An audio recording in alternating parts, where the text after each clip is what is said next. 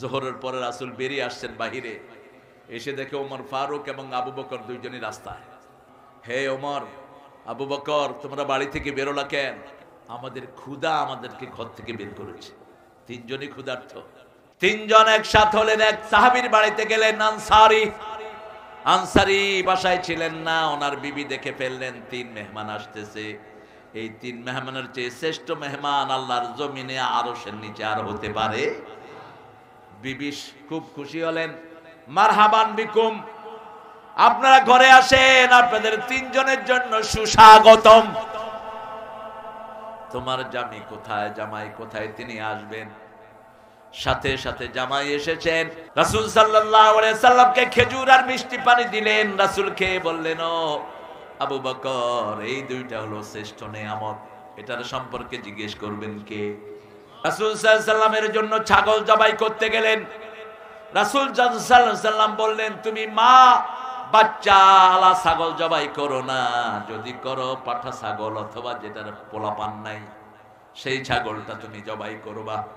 মেহমান দেখলেই মেহমানদারি করবেন, খুশি হয়ে যাবেন কে? ঈমান আছে যেখানে, শান্তি আছে। নামাজ 5 ওয়াক্ত পড়বো কোথায় গিয়ে? মসজিদে গিয়ে। প্রথম কাতারে যারা যায়, মানুষ যদি জানতো প্রথম কাতারে আল্লাহ কি রেখেছেন, হামাগুড়ি দিয়ে হলো কোথায় যেত? মসজিদে যেত। রাসূল সাল্লাল্লাহু আলাইহি সাল্লাম বলছেন, ঘরে ওযু করে যারা বাহিরে পা দেয়, সাথে সাথে তার জীবনের গুনাহ মাফ হয়ে যায়। ওযু করে কখনো মুছবেন না। ওযু করে মুছা সুন্নতের খেলাফ। আল্লাহর হাবিব কখনো মুছতেন না। সাহাবায়ে কেরাম রাসূলের পানিগুলো মুছে নিয়ে যেতেন, মুখে মাখতেন। এগুলো ছিল লোশন, এগুলো ছিল শ্রেষ্ঠ পারফিউম।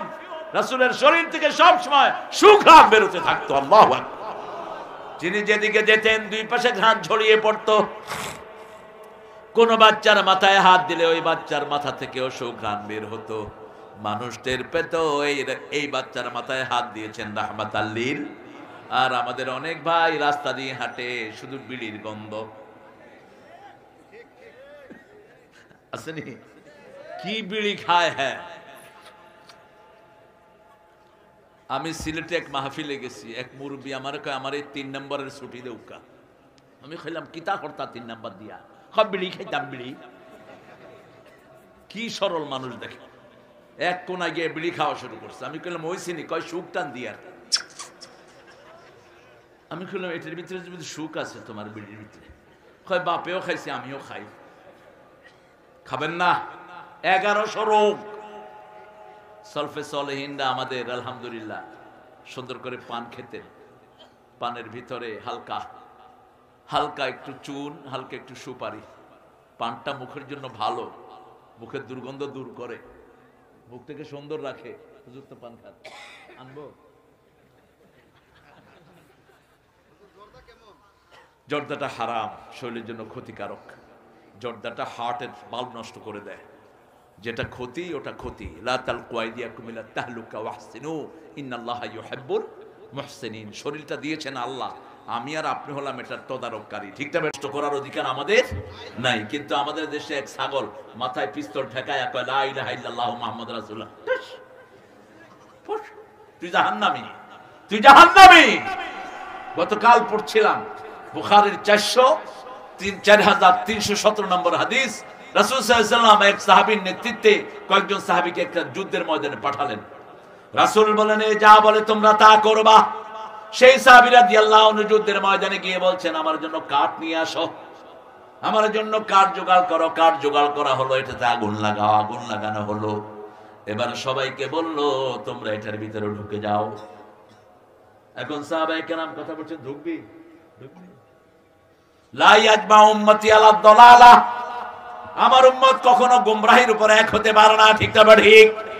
সবাই বলেছেন আমরা ঢুকবো না। রাসূল সাল্লাল্লাহু আলাইহি ওয়াসাল্লামের কাছে যাওয়া হলো। রাসূল সাল্লাল্লাহু আলাইহি ওয়াসাল্লামকে বলল, ইয়া রাসূলুল্লাহ, আপনি ওনার নেতৃত্বে আমাদেরকে পাঠিয়েছেন, উনি আমাদেরকে এই কাজ করেছেন। রাসূল বললেন, যদি আগুনে ঢুকতা চিরস্থায়ী তোমরা আগুনেই থাকতা। লা তাআতা ইল্লা বিমারুফ। নেক কাজ ছাড়া কোনো আনুগত্য করা জায়েজ। যা বলবে আপনি তা শুনতে পারবেন না। আপনাকে যখন কেউ আনুগত্যের কথা বলবে, আপনি তারটা দেখতে হবে, এটা সৎ না অসৎ, ঠিক না ঠিক। শুধু অন্ধ নেতৃত্ব মানতে হবে নবীদের, কারণ নবীদের সবকিছু গাইড করেন কে? আল্লাহ গাইড করেন। নবী যা বলেন অন্ধভাবে আমাদেরকে তাই করতে হবে। যেমন নবী বলেছেন বদরের ময়দানে যাও, জান্নাতি হয়ে যাবা। সাহাবী খেজুর খাচ্ছিলেন, তিনি বললেন বাহ বাহ, মা আহসানাহু ওয়া মা আ'জাবাহু। ও 12:30 হয়ে গেছে।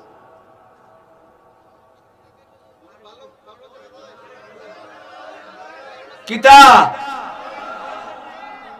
কিতা মাতায় সুলতানি কতক্ষণ? আল্লাহ তুমি আমারে বাঁচাও। আপনারা কত ভালো মানুষ। আরে এই মানুষদেরকে কোরআন থেকে আলাদা রাখা যাবে? আমাদের জান যাবে কিন্তু কোরআন ছাড়বো না। ঠিক না ঠিক? শহীদ হতে রাজি আছো না নাই? হাত তুলে দেখা দাও মুসলমান।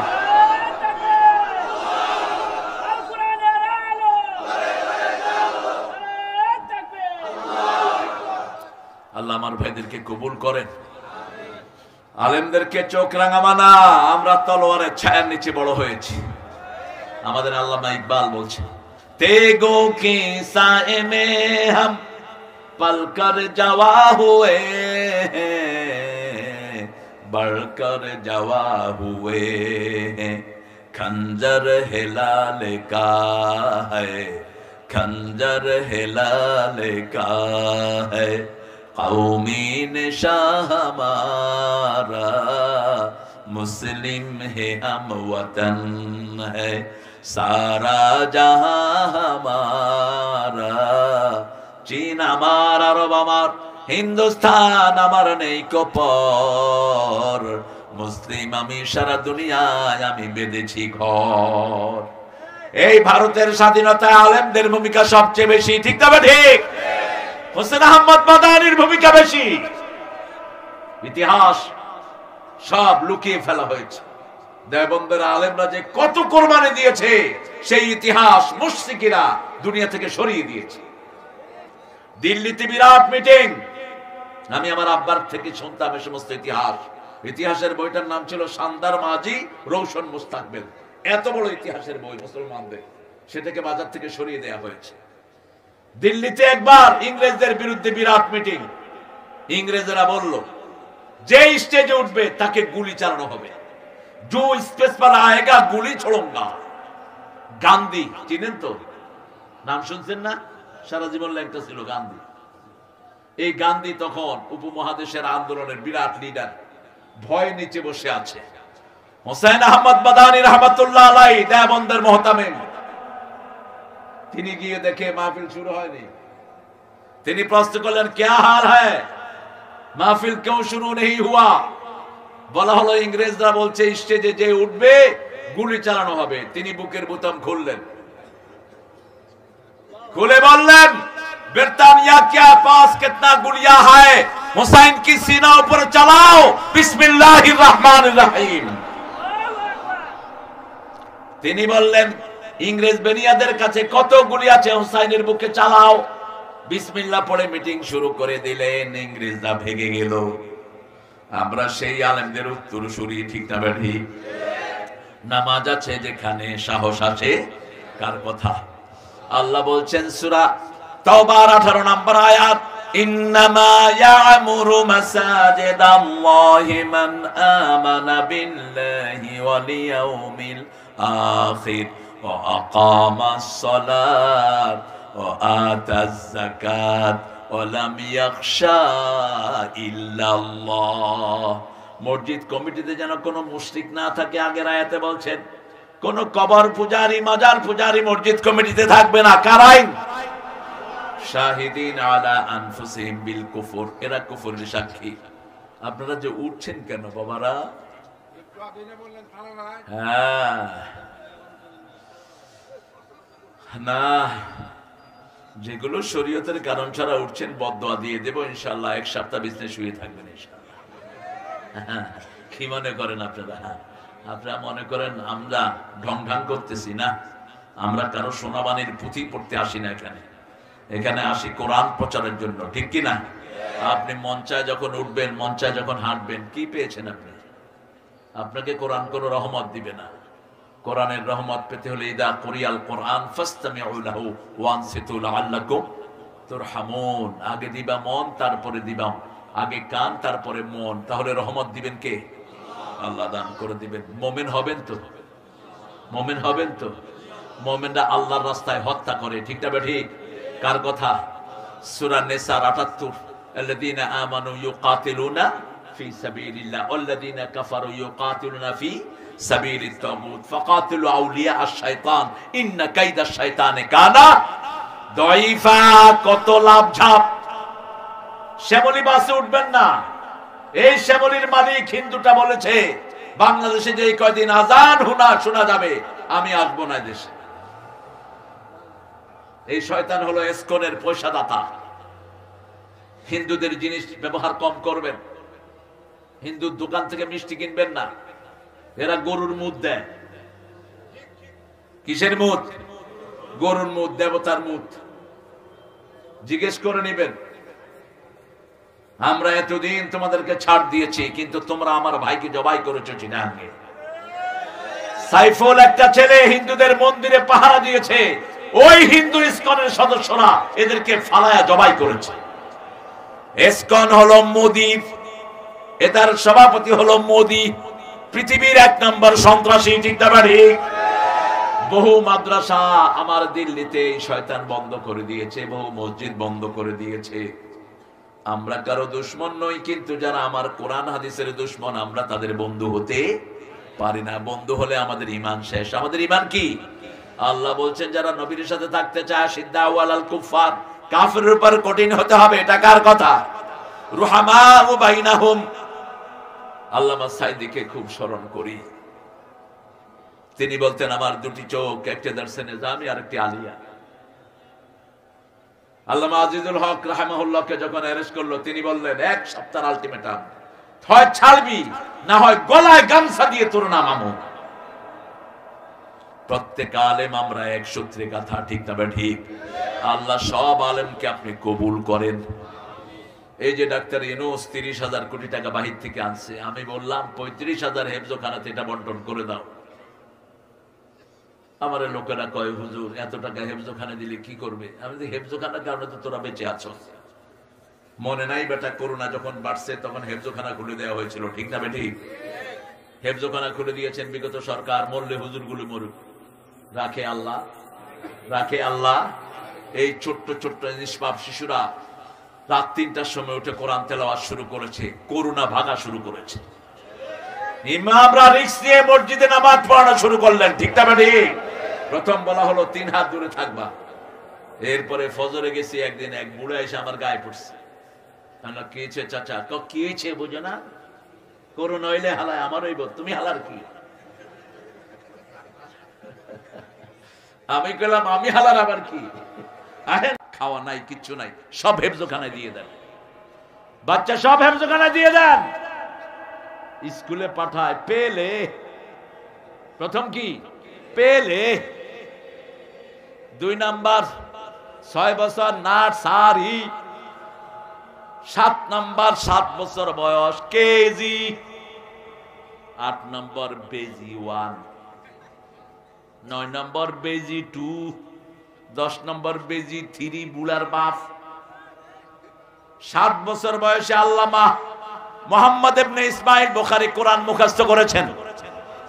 আমার দেশেও ৭ বছরের হাফেজ আছে না নাই? একটা দুইটা না। ৯ বছর বয়সে বিশ্ববিখ্যাত মুফতি ইমাম বুখারী। ১১ বছর বয়সে বিশ্ববিখ্যাত মুহাদ্দিস। বুখারী লেখা শুরু করেছেন ১১ বছর বয়স। জাতিকে যা দিয়ে গেছেন আমরা পড়েও শেষ করতে পারছি না, ঠিক না ঠিক? আপনার ছেলেদের জীবন নষ্ট করবেন না। এত বড় বস্তা পিঠে দিয়ে দেয়, মনে হয় গুদামের মাল টানতেছে।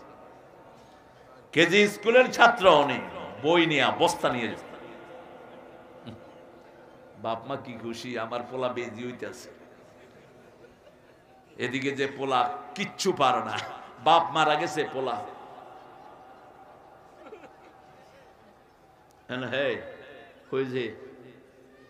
হয়েছে। আমি বললাম এই উনি কে? My daddy. Okay, how are you gonna do? কি করবে এখন? কারণ হট্টুরু কি করুম জানি না। কি করো? ক্লাস 10-এ পড়ে। বাপের লেগে কি করবে হে জানে না। আর আমার মাদ্রাসার 5 বছরের ছেলেরে জিজ্ঞেস করেন কি করবে, ছেলে বলবে রাব্বির হামহুমা কামা রাব্বায়ানি সগীরা। বাপকে কবর দিয়েছে, ছেলে পড়ছে আলহামদুলিল্লাহ রাব্বিল। উত্তর আছে না নাই? ছেলে পড়ছে রাসূল কাউকে কবর দিয়ে ফিরে আসতেন না। ইস্তাগফিরু লিআখিকুম, তোমার ভাইয়ের জন্য দোয়া করো। এখনই ফেরেশতা আসবে, জিজ্ঞেস করবে তার প্রশ্ন।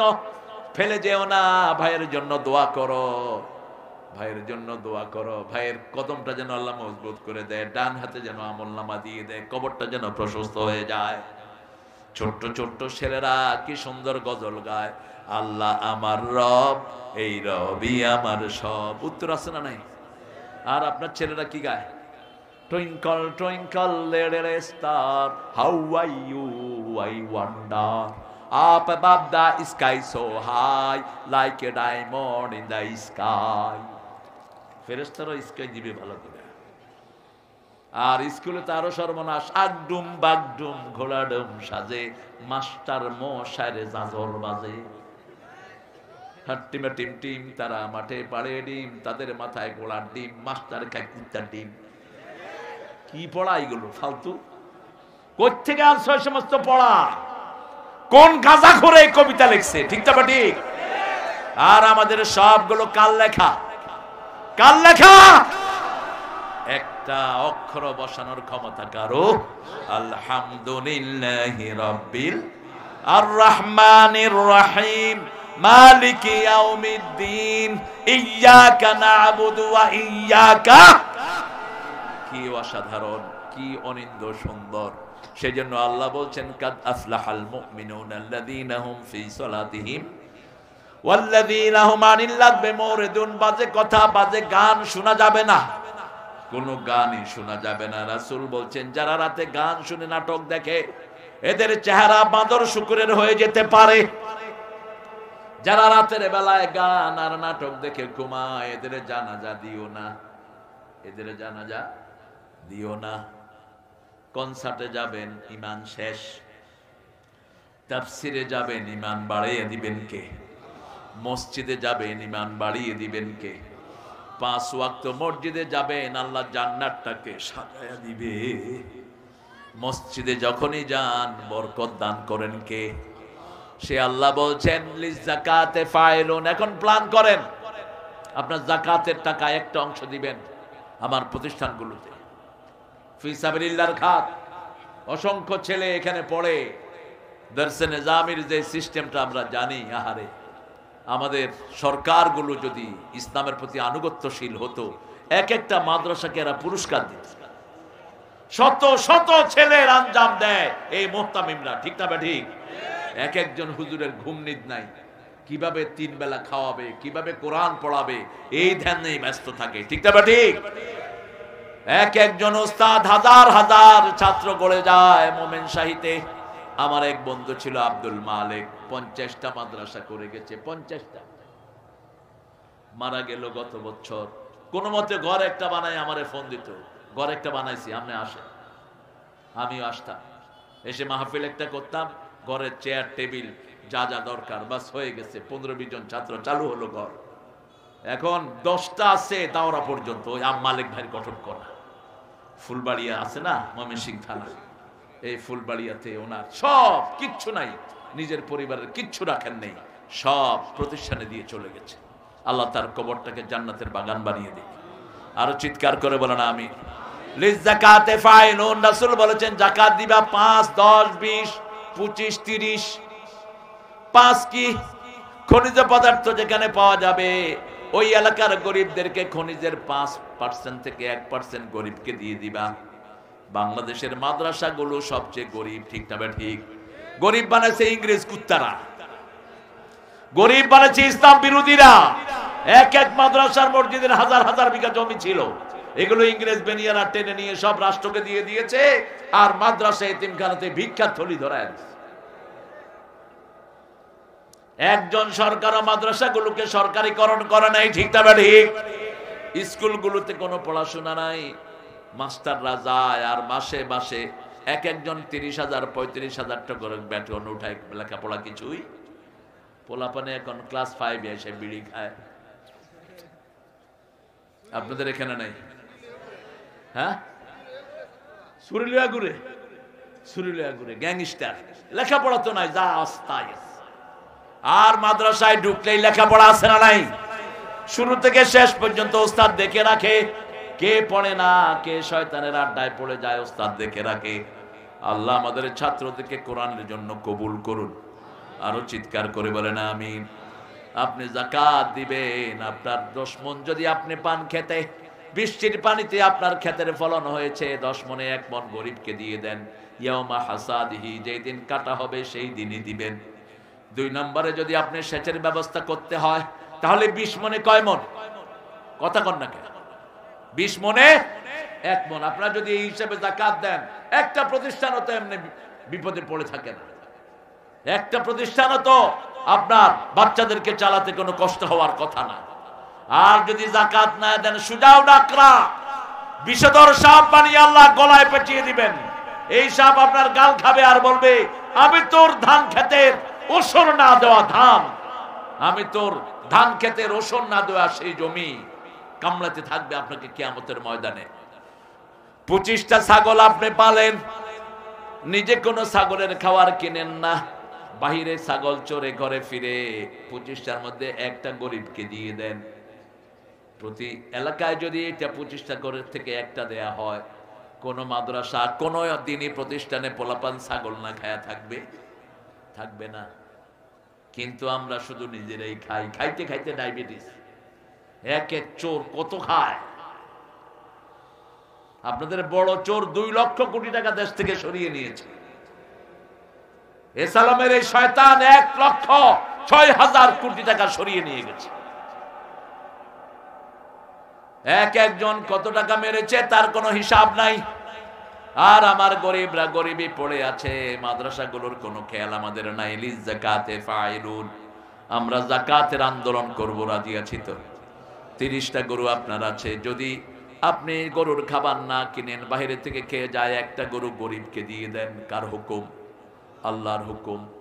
আল্লাহ রাব্বুল আলামিন এরপরে বলেছেন, লিফুরুজিহিম হাফিজুন, লজ্জাস্থানের হেফাজত করবা। এই আয়াত যদি বাস্তবায়িত হতো, ইন্টারনেটে সব বাজে সাইট বন্ধ হতো। এই বেটা ডক্টর ইউনূস ক্ষমতায় এসে বলছে ইন্টারনেটের বাজে সাইট আমি বন্ধ করে দিব। কে শুনে কার কথা? শুধু মুখে ভুয়া বলি শেষ। ইসলাম যতদিন ক্ষমতায় আসবে না, দেশের কোনো পরিবর্তন হবে না। ঠিক না ঠিক? এখন স্কুল কলেজে গেলে মনে হয় সব ছেলে মেয়েরা বিবাহিত।